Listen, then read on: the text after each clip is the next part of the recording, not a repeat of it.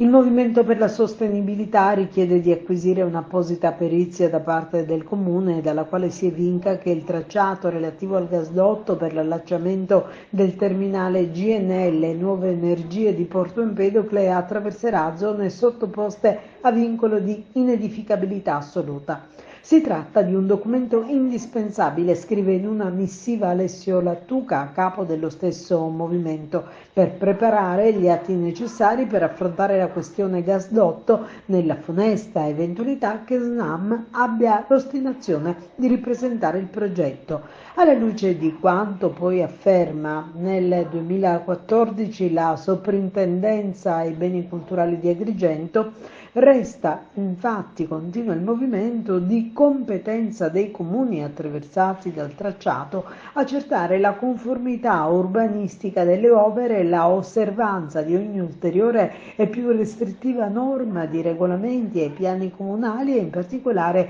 delle disposizioni delle leggi urbanistiche vigenti e delle norme che regolano l'intervento.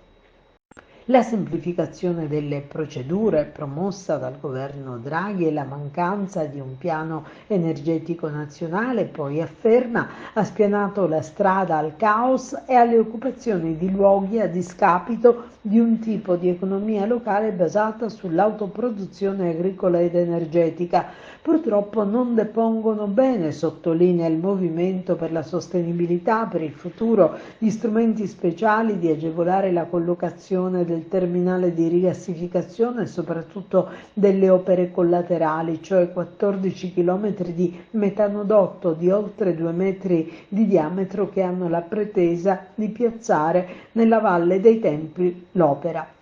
Nelle more Snam è in attesa vigile dell'esito del procedimento che nell'eventualità di vittoria consentirebbe di ripresentare il progetto del gasdotto nonostante non appaia pacifica la possibilità di realizzare un metanodotto con posa delle tubazioni in zona archeologica, cioè ad inedificabilità assoluta ad una profondità non adeguata.